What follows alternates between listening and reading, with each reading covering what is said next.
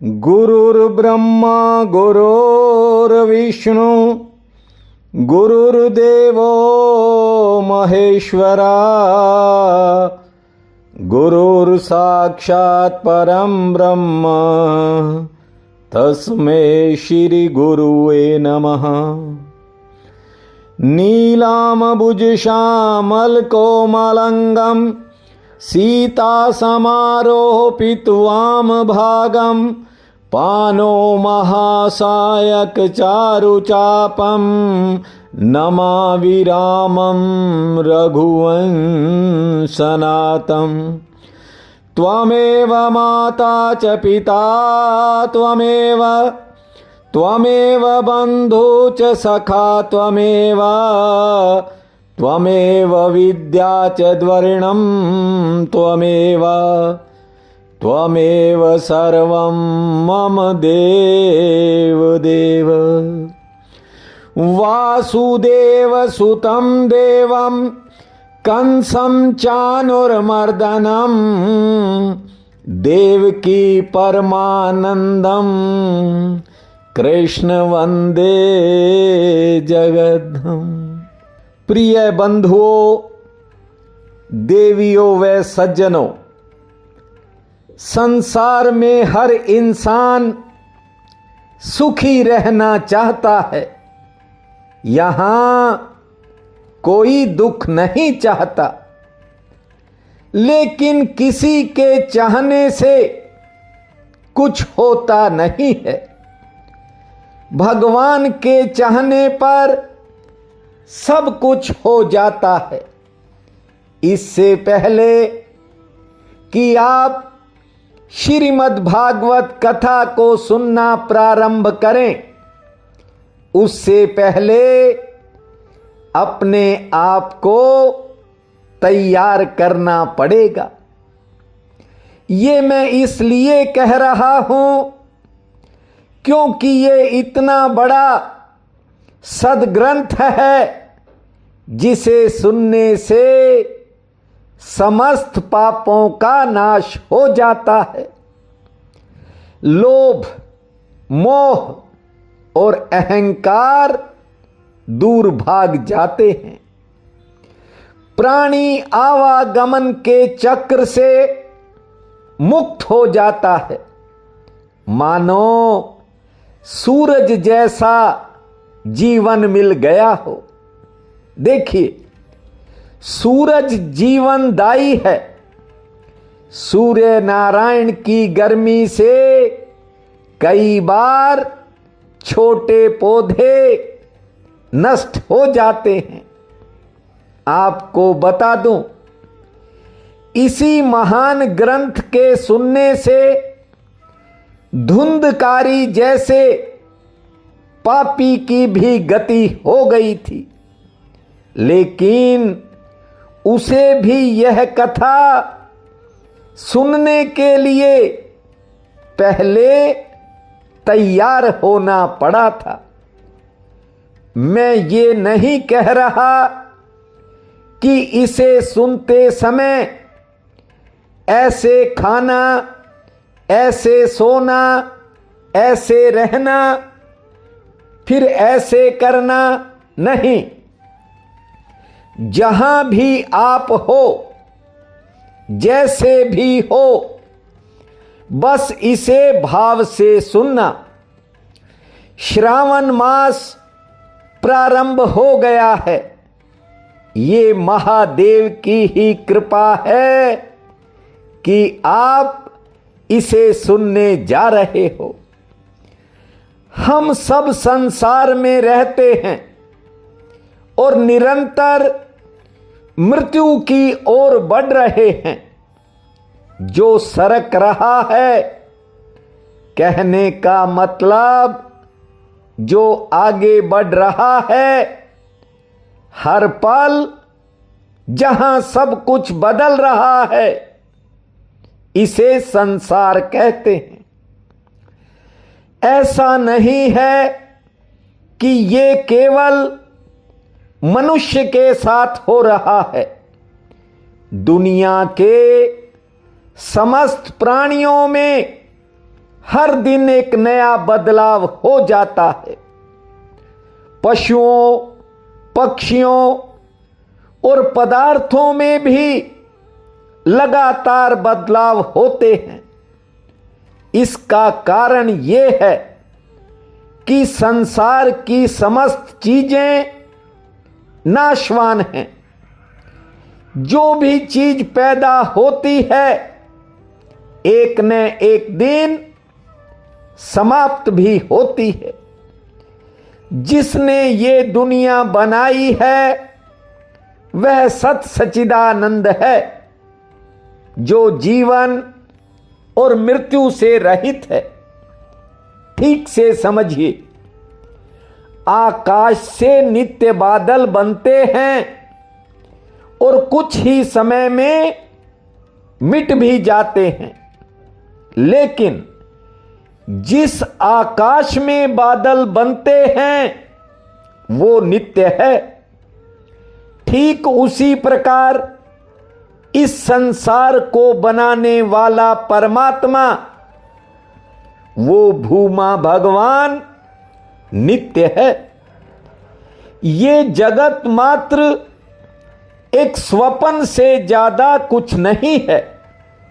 सपनों की बातें आंख खुलते ही मिट जाती हैं, और जिन चीजों को आप प्रतिदिन खुली आंखों से देखते हो, रात को आंख बंद होते ही उनमें से कुछ भी नहीं बचता।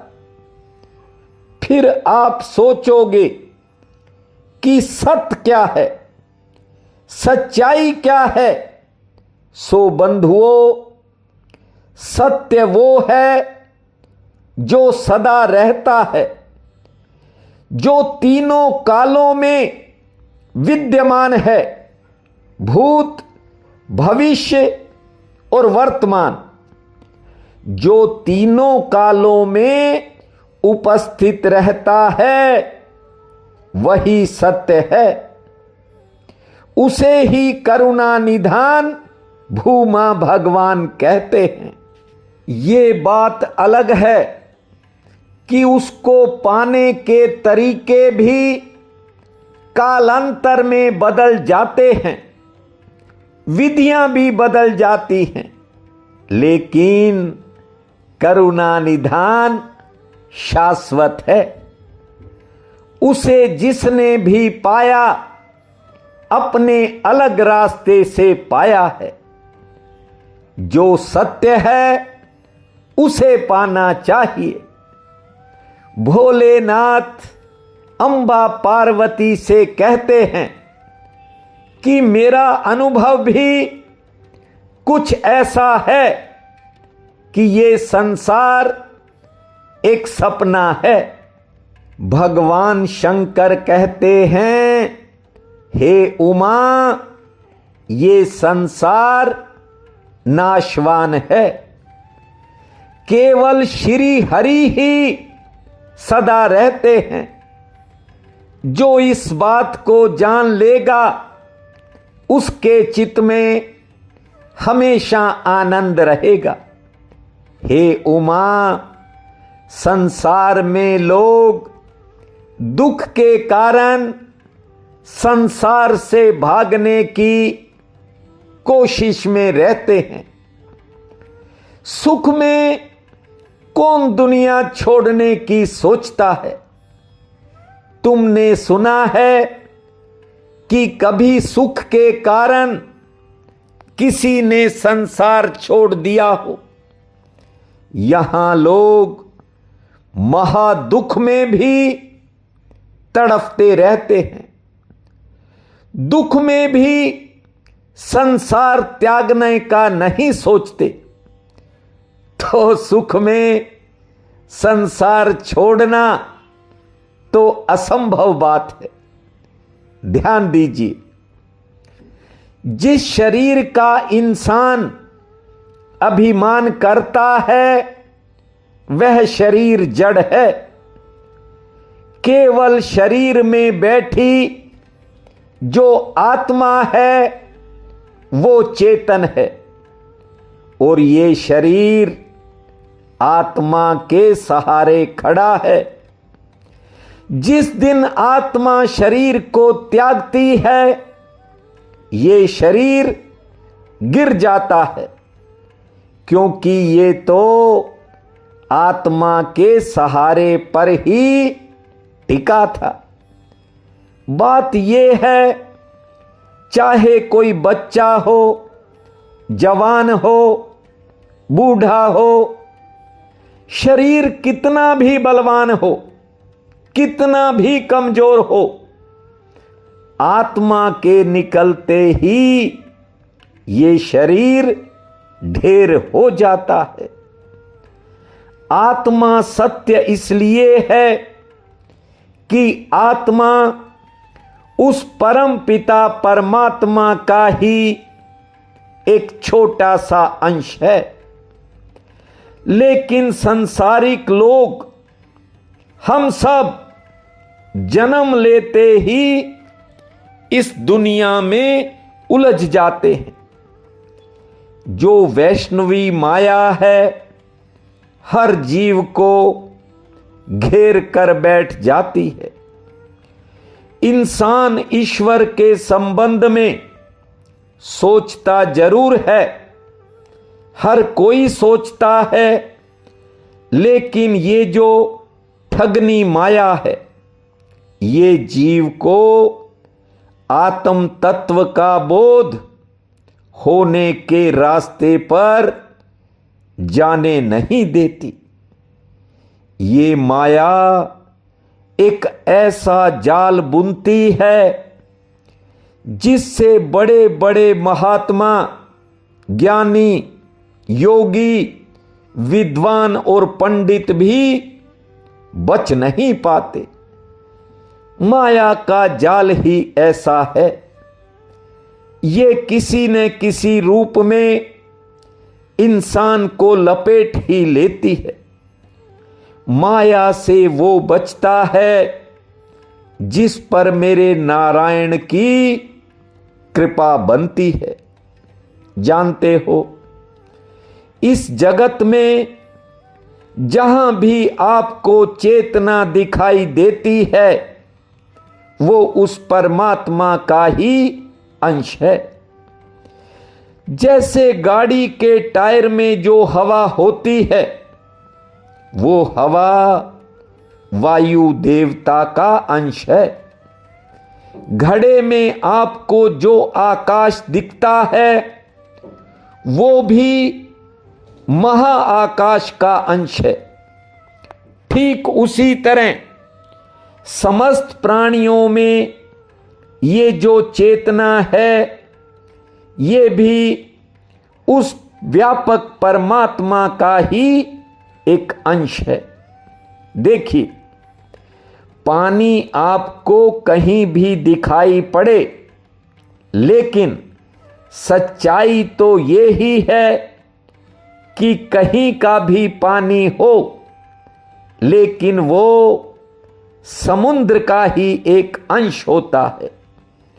शास्त्र कहते हैं कि ये प्रकृति दुख का एक रूप है और परमात्मा सुख के स्वरूप हैं। ध्यान दीजिए, जब कोई प्रकृति से जुड़ता है तो वह दुखी महसूस करता है, और जब कोई परमात्मा से जुड़ जाता है तो वह अपने आप को सुखी महसूस करता है।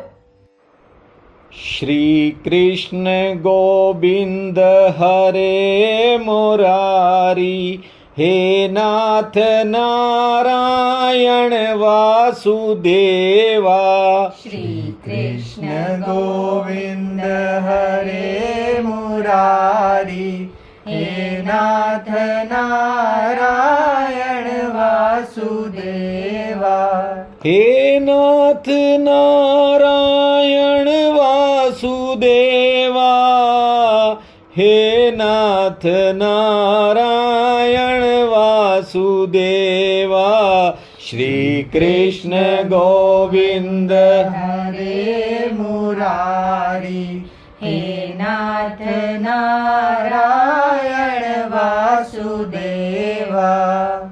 आपको चातुर्मास ज्ञान यज्ञ के अंतर्गत सर्वप्रथम श्रीमद् भागवत की कथा सुनाने जा रहा हूं। ये महायज्ञ निरंतर 4 महीने चलेगा, इसलिए इस बात को ध्यान से समझने की कोशिश करना कि ये कथाएं सुनाने की कोशिश तो मैं सालों से कर रहा था, लेकिन ऊपर से हुक्म नहीं था, इसलिए समय बीतता ही चला गया। अब भूमा की मर्जी हो गई तो आप 4 महीने पावन ग्रंथों का श्रवण करेंगे। देखिए, जब आप रात को नींद में चले जाते हो, उस समय आपका संबंध इस संसार से टूट जाता है। रात की नींद में कोई चिंता नहीं सताती। जानते हो क्यों? क्योंकि नींद में आप ईश्वर की गोद में चले जाते हो। उस समय आपके दिमाग में कोई टेंशन नहीं होती, किसी प्रकार का दुख नहीं होता। वेदों में कहा गया है कि गहरी नींद में सोया इंसान परमात्मा की गोद में चला जाता है। उसे कोई सांसारिक चिंता नहीं रहती। जानते हो, नींद सबको प्यारी क्यों लगती है? केवल इसलिए क्योंकि नींद में हम प्रकृति से कट जाते हैं और परमात्मा से जुड़ जाते हैं। जरा सोचो, यदि हम जागते हुए भी संसार को छोड़कर परमात्मा से जुड़ जाएं, तो दुख हमारे पास भी नहीं फटकेगा। श्री कृष्ण गोविंद हरे मुरारी, हे नाथ नारायण वासुदेवा।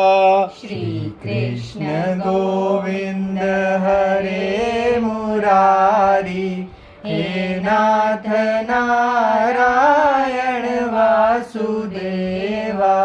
हे नाथ नारायण वासुदेवा, हे नाथ नारायण वासुदेवा।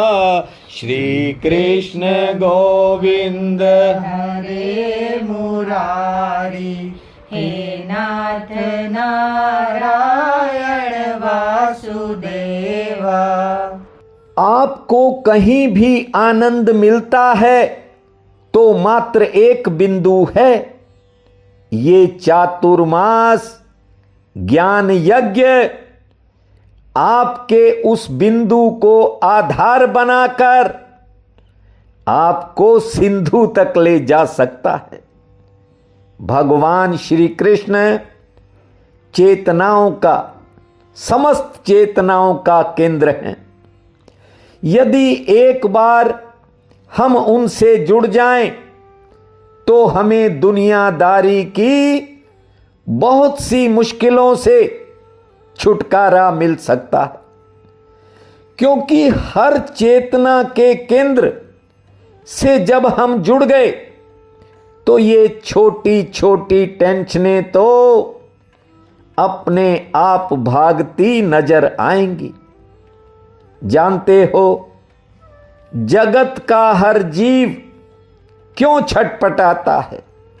क्योंकि उसे बिंदु बिंदु आनंद मिलता है।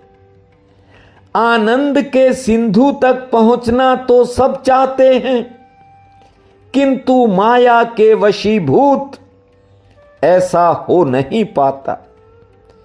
देखिए, जब आप किसी की आलीशान कोठी को देखते हो, किसी के महल को देखते हो, तो आप किसी से जरूर पूछते हो कि ये कोठी किसकी है, इसको बनाने वाला कौन है। आखिर कोई तो होता ही है ना जिसने उसे बनाया होगा, सजाया होगा, और कोई वो भी होगा जिसने कोठी को बनवाया होगा। बनाने वाला भी होता है और बनवाने वाला भी होता है।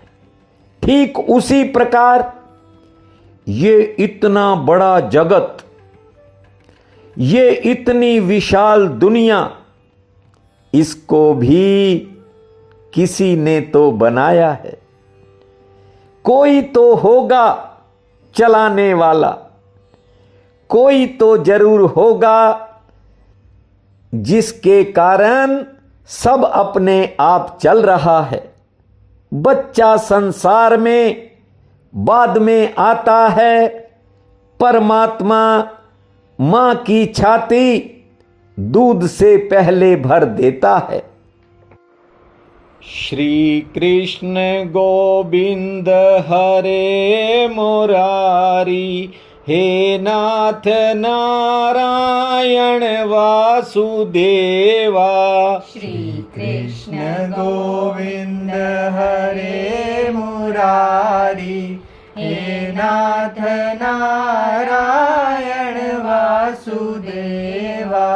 हे नाथ नारायण वासुदेवा, हे नाथ नारायण वासुदेवा। श्री कृष्ण गोविंद हरे मुरारी, हे नाथ नारायण वासुदेवा। देखिए, बिना ड्राइवर के एक छोटी सी कार नहीं चल सकती, तो बिना मालिक के इतना बड़ा ब्रह्मांड, ये संसार, ये जगत, ये दुनिया, ये कैसे चल सकते हैं। मानना पड़ेगा कि भगवान नारायण ही संसार बनाते हैं, चलाते हैं और मिटाते हैं।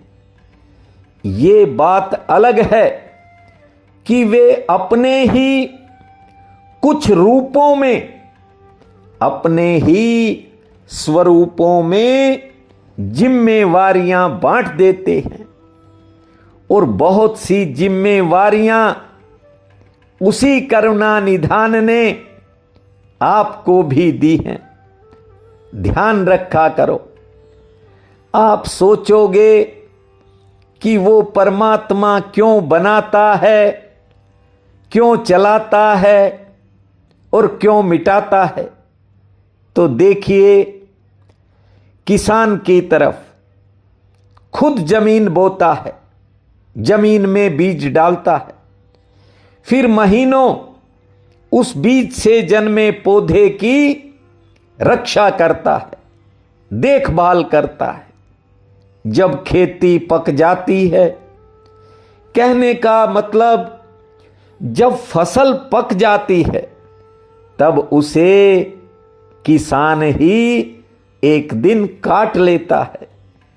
बच्चों को आप नहीं देखते, मिट्टी का घर घरौंदा बनाते हैं, खूब मजे करते हैं, खूब खेलते हैं, और अंत में खुद ही उसे गिरा देते हैं।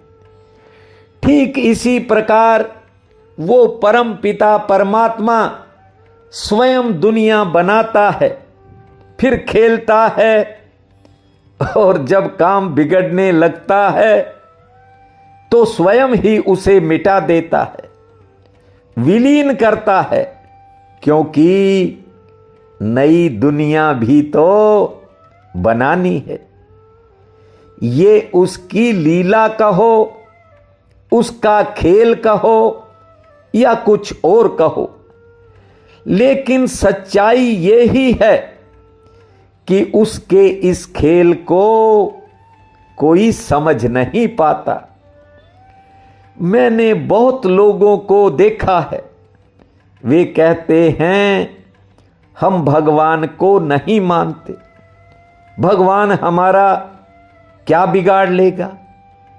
मैं कहता हूं सूर्य नारायण को भी मत मानो, आंखें बंद करके चलो, एक ठोकर बता देगी कि क्या हो सकता है।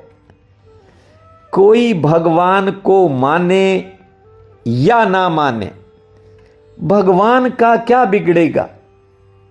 न मानने वाले का बहुत कुछ बिगड़ सकता है। जैसे आंख बंद करके कोई चलेगा रोशनी होते हुए भी, तो फिर उसका नुकसान तय हो गया। ये संसार है। 3 तरह के ताप होते हैं, दैहिक, दैविक और भौतिक।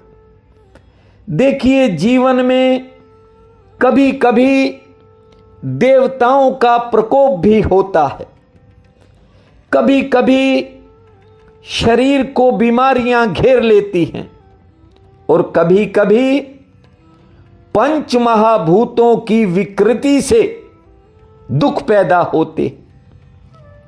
दैहिक, दैविक और भौतिक, ये 3 ताप इंसान का पीछा नहीं छोड़ते। पैसा कमा लिया, रोटी की चिंता मिट गई, मकान बना लिया, संतुष्ट हो गए, किराया भी नहीं देना पड़ेगा। बच्चे लायक निकल गए, बुढ़ापे की चिंता भी कम हो जाती है। लेकिन काल की चिंता, मृत्यु की चिंता हर इंसान को हर समय डराती है। इस चिंता से वो ही छूटता है जो श्री कृष्ण से जुड़ जाता है, श्री कृष्ण का हो जाता है। मृत्यु की चिंता सबसे बड़ी चिंता है। ये ही चिंता राजा परीक्षित को हुई थी। उन्होंने ही श्रीमद् भागवत कथा के बल पर मुक्ति पाई थी। राजा परीक्षित को श्राप मिल गया था कि तक्षक सर्प उन्हें 7 दिन बाद डस लेगा, और सांप के डसने से उनकी मृत्यु हो जाएगी। अब आप सब भागवत सुनने जा रहे हो, इसलिए आपको श्रीमद् भागवत के एक एक पहलू से पहले अवगत करवाना चाहता हूं। ध्यान दीजिए। एक बार राजा परीक्षित शिकार के लिए वन में गए थे। वन्य पशुओं के पीछे दौड़ने के कारण राजा परीक्षित प्यास से व्याकुल हो गए। पानी की तलाश में जब वे इधर उधर घूम रहे थे, तो अचानक उन्हें श्रृंगी ऋषि का आश्रम दिखाई पड़ा। उस आश्रम में शमीक ऋषि नेत्र बंद करके ब्रह्म ध्यान में लीन थे। राजा परीक्षित ने आवाज देकर उनसे पानी मांगा, लेकिन शमीक ऋषि ब्रह्म ध्यान में बैठे थे।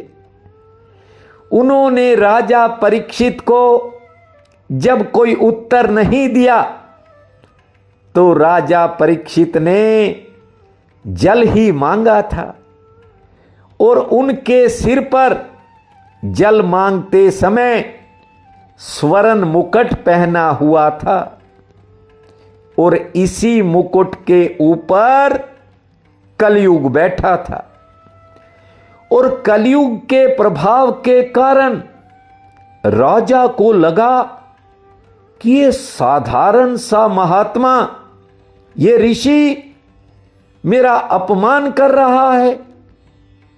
मेरी प्यास बुझाना तो दूर, ये तो आंखें बंद करके भक्ति का ढोंग कर रहा है। बस फिर क्या था, राजा क्रोध में डूब गया। और क्रोधित राजा परीक्षित ने अपने अपमान का बदला लेने के लिए वहां मृत पड़े एक सांप को उठाया और अपने बाण की नोक के ऊपर रखकर उसे शमीक ऋषि के गले में डाल दिया। और फिर वापस अपने नगर, अपने महल को लौट गया। डारी नाग ऋषि कंठ में नृप ने दीनों पाप, होनहार हो कर रहे ऋषि दे दीनों श्राप। हालांकि शमीक ऋषि तो अपने ध्यान में ही लीन थे, उन्हें तो यह भी नहीं पता था कि राजा ने उनके साथ क्या कर दिया। लेकिन ये बात जब उनके बेटे श्रृंगी को पता चली कि राजा परीक्षित ने क्रोध के कारण ध्यान में बैठे उनके पिता के गले में मरे हुए सर्प को डाल दिया, तो ऋषि के पुत्र श्रृंगी ने अपने कमंडल से अंजुलि में जल भरकर राजा परीक्षित को श्राप दे दिया। हे राजा, तूने मेरे पिता का अपमान किया है, बिना किसी कारण किया है। आज के 7 दिन बाद ये मरा हुआ सांप फिर से जिंदा होगा और तुम्हें डसेगा, और सांप के डसने से तुम्हारी मृत्यु हो जाएगी। ये बात जब राजा के कानों तक पहुंची तो उन्हें अपने अपराध का ज्ञान हो गया। वे समझ गए कि अब 7 दिन का ही जीवन बाकी रहा है। जानते हो, उन्होंने मुक्ति का मार्ग खोजने के प्रयास शुरू किए। ये सोचना शुरू कर दिया कि अब परलोक कैसे संवरे। इसलिए आपसे भी कहता हूं, समय के रहते थोड़ा समझ लो। राजा हो या रंक, कारण कुछ भी बने, पर जो आया है उसने एक दिन जाना है, यह निश्चित है। पर जो समय के रहते जाग जाता है राजा परीक्षित की तरह, तो वह अपने परलोक को संवार लेता है। श्रृंगी ऋषि के पिता तो ध्यान में थे। उन्हें न तो मरे सर्प के गले में डलने का कोई आभास था, और ना ही उन्हें इस बात का पता था कि उनके पुत्र ने राजा परीक्षित को श्राप दे दिया है। आगे की कथा आपको कल सुनाएंगे। और राजा परीक्षित को भागवत की कथा सुनने की सलाह किसने दी थी, ये भी आपको बताएंगे। एक और विशेष सूचना आज आपको देने जा रहा हूं। पहले ये निर्णय हुआ था कि कथा का वीडियो सुबह 7 बजे आएगा, लेकिन आज दिन में बहुत से बहन भाइयों के फोन आए। वे कहने लगे कि आप इसे पहले की तरह रात को ही पब्लिश कर दिया करो।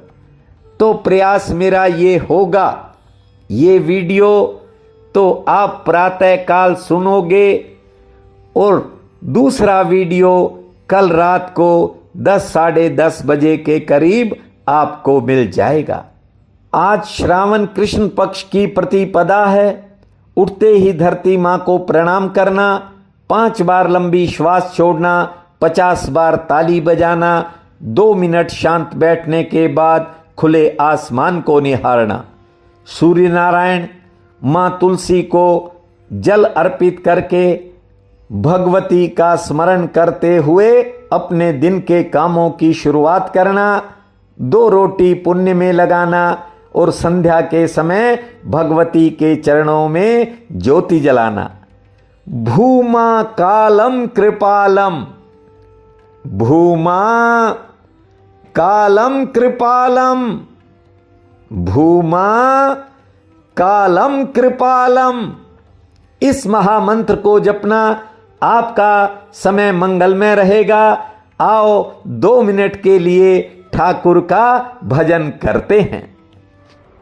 श्री कृष्ण गोविंद हरे मुरारी, हे नाथ नारायण वासुदेवा। श्री कृष्ण गोविंद हरे मुरारी, हे नाथ नारायण वासुदेवा। हे नाथ नारायण वासुदेवा, हे नाथ नारायण वासुदेवा। श्री कृष्ण गोविंद हरे मुरारी, हे नाथ नारायण